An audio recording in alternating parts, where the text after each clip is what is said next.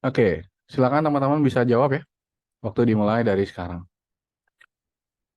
Jadi jawabnya cukup A, B, C, D, E ya. Oke, ini ada select to.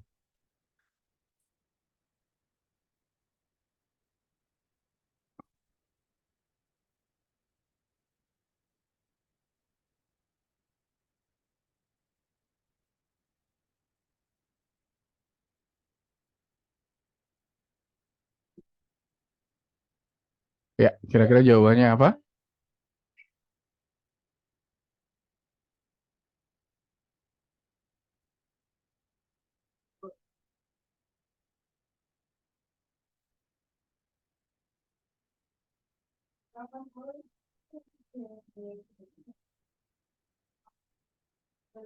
Ya,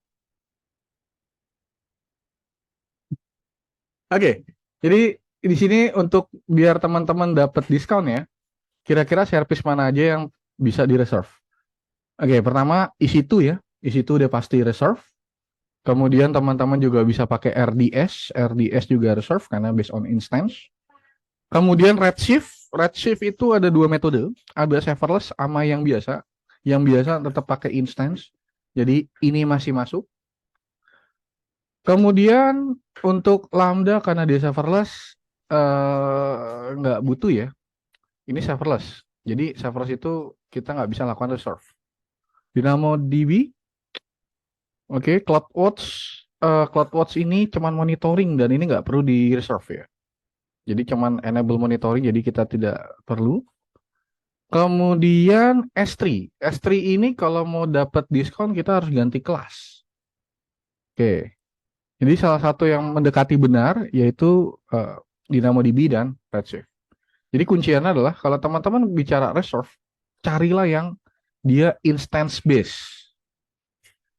Minimal itu dulu. Redshift instance base, walaupun ada serverless, DynamoDB salah satunya kita bisa reserve. Oke, ada pertanyaan untuk ini?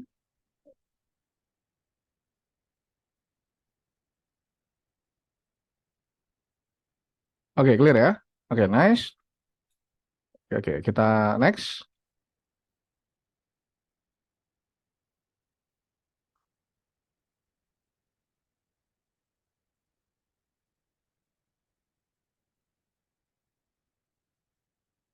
Ini harusnya gampang ya. Kita udah pernah main harusnya.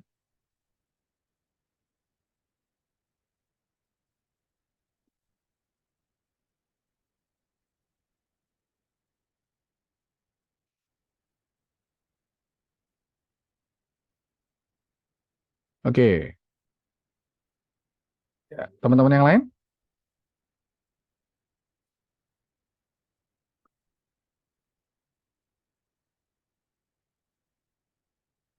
Oke. Ya, jadi service AWS mana atau fitur mana yang bisa digunakan untuk melakukan pembatasan ya, restrict ya, individual API action. Nah, kalau kita bicara individual API action berarti nggak jauh-jauh dari Polisai sebenarnya. Dan user untuk role. Oke, jadi ini jelas banget ya. Organization nggak individual API action, Maci untuk pengaman doang, Shield buat DDoS. Jadi jawaban yang benar adalah A. Oke, nice. Oke, jadi jawabannya ayam. Oke, next.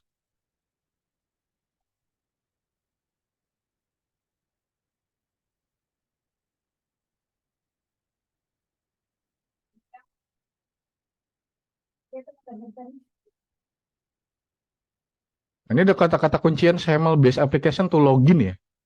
Nah, ini ada kalimatnya. Udah jelas nih. Tambah lagi ada using managed service.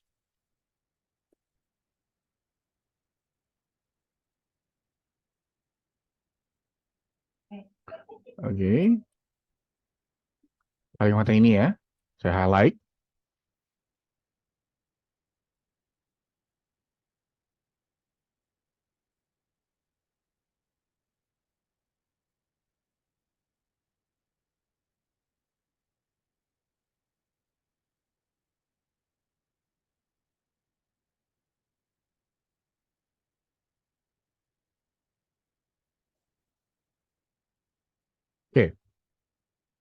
Hati-hati.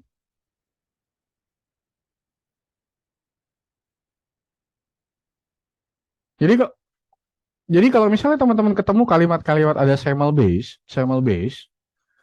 kemudian login dan ada kalimat AWS Managed Service, teman-teman bisa consider yang namanya single sign on.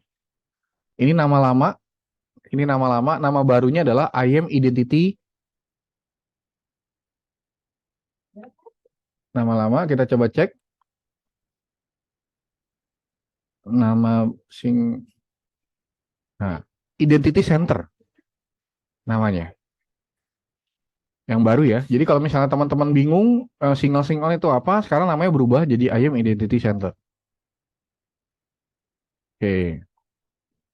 Kalau misalnya dia nggak ada kalimat-kalimat SAML, jawaban yang paling benar Cognito. Kalau dia nggak ada kalimat SAML-nya. Karena ini ada kalimat SAML, kita bisa pakai Identity Center atau single sign-on. Oke. Kalau CLI kita cuman buat login saja, IAM ini role doang, role dan user. Cognito kalau kita nggak base SAML itu benar. Oke. Jadi ingat di CLF2 33% itu ngebahas semua service AWS. Oke, next.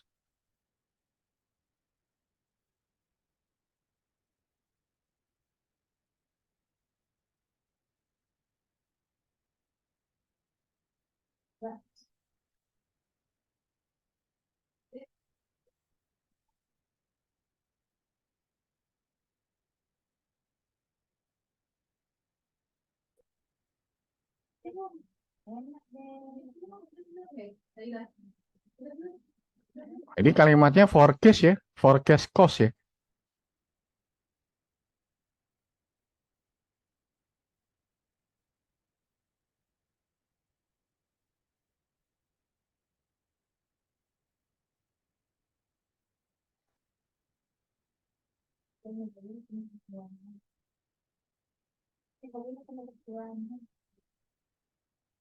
Ya, oke. Jadi kalau misalnya teman-teman ada kalimat forecast ini, consider namanya pricing calculator. Jadi tujuannya kita ngitung-ngitung dulu di awal kira-kira berapa sih pemakaian kita nanti ke depannya kalau kita pakai service tertentu gitu. Jadi kita bisa pakai pricing calculator. Nah, kalau teman-teman pakai cost and usage report, dia cuma tampilan aja kalau kita sudah make. Jadi dibentuknya kayak report, kemudian teman-teman nanti bisa lihat di sini, misalnya isi itu dapat berapa, DynamoDB dapat berapa. Cost Explorer juga sama, ini cabang di bawahnya, jadi ini bisa dibilang bukan jawabannya. Kemudian billing and cost management. Nah, ini cuma tampilan aja. Dia tidak mampu untuk melakukan forecast. Oke, jadi jawabannya adalah A. Kalau misalnya teman-teman bingung, bisa sounding ya. Nanti kita akan bahas bareng-bareng. Oke, next. Mas, Ya, kalau tadi Cost Explorer itu fungsinya apa, Mas? untuk mengetahui aja, Mas. Mengetahui aja kira-kira pemakaian kita udah berapa. Oh, oke, oke. Bukan untuk memprediksi. Mhm. Oke. Sebentar, kita coba demoin dulu.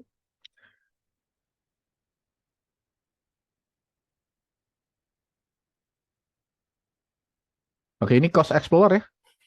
Nah, ini dashboardnya. Jadi, misalnya bulan ini tuh udah berapa nih. Nah, kalau Cost Explorer, jadi kita masuk ke dalam Cost Explorer. Nah, teman-teman bisa pilih nih, tanggal berapa, servisnya apa, no, pemakaiannya apa. Nah, tanggal 18 saya mulai make-make nih ya. Nah, ini udah kelihatan nih. Gitu. Nah, jadi ketahuan nih, nah, ini bulan-bulannya apa. Tanggal berapa, pemakaiannya apa. Jadi kita bisa lihat di sini nih. Atau teman-teman bisa ganti tampilannya, bisa lain atau lain dan lain sebagainya. Jadi benar-benar kayak dashboard. Kemudian juga kalau teman-teman ngerasa tampilannya kurang insight gitu, teman-teman bisa lakukan filter di sebelah kanan. Jadi mau filter based on apa, jadi teman-teman bisa cek. Oke, jadi Cost Explorer gambarannya begini ya. Cost Explorer, Cost and Users Report itu sama. Itu sama. Karena ketika teman-teman masuk Cost Explorer, ujung-ujungnya masuk ke sini juga.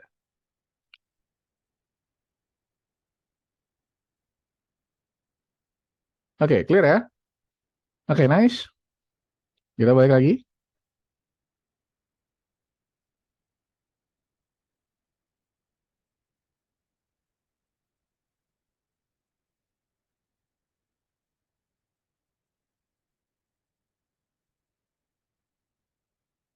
Oke, ini masuk ke dalam materi cloud concept di minggu pertama nih. Jadi ada organisasi melakukan migrasi ke beberapa server ke dalam AWS. Mereka nggak yakin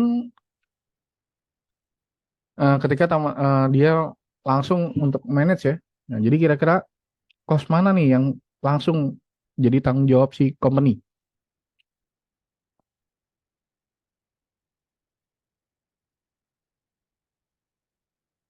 Masuk ke dalam materi cloud benefit ini harusnya.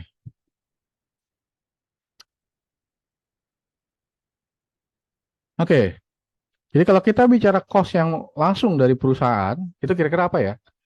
Cost of power AWS, maksudnya bayar listrik di AWS server. Nah, ini nggak masuk ya, karena ini bukan tanggung jawab perusahaannya.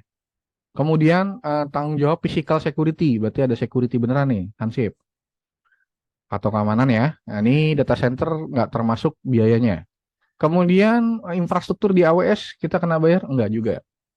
Tapi kalau kita bicara aplikasi software license, nah itu masuk ke dalam biaya si perusahaan.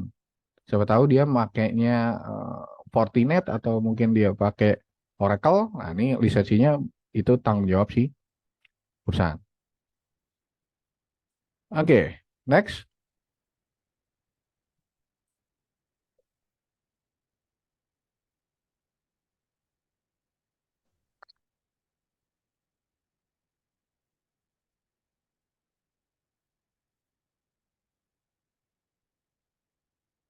Ini CloudFront. Harusnya sih gampang ya. Kita udah bahas ini sebelumnya.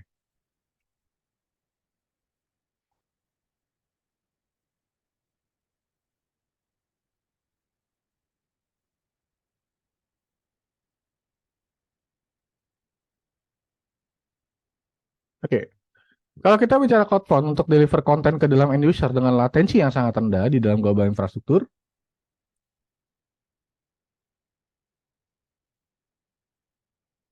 berarti jawabannya ya udah jelas ya. Direct connect itu bukan, ya, karena ini secara physical connect. AZ ini topologinya saja.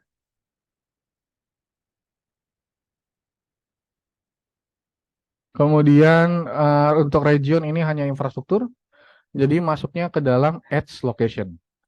Jadi jadi topologinya CloudFront seperti ini. Oke, jadi teman-teman bisa lihat di sini ada CloudFront, saya singkat CF ya.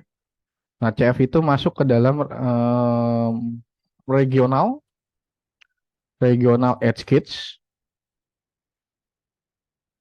Oke, nanti regional edge kits masuk ke dalam edge location atau biasa disebut dengan POP, point of preference. Oke, jadi salah satu CF CloudFront ya ini ya, edge location. Oke, next.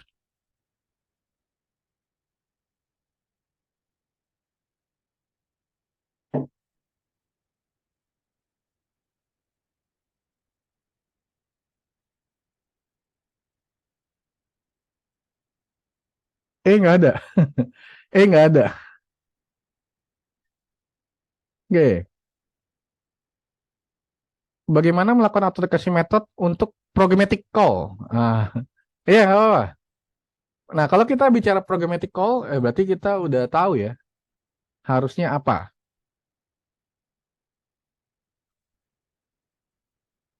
Oke, server sertifikat ini bukan jawaban yang benar, karena ini fokusnya programmatic call ke dalam AWS service. Console password ini nggak dilakukan dengan programmatic, ini menggunakan GUI atau manajemen konsol. Manajemen konsol. Keeper ini hanya untuk buat SSH,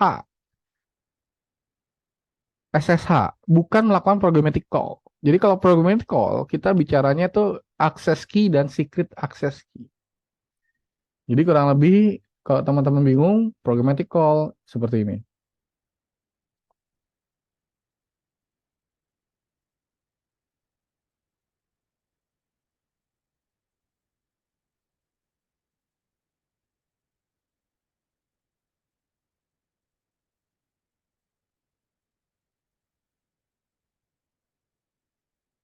Oke, jadi programmatic call tuh kayak gini. Jadi teman-teman lakukan AWS configure.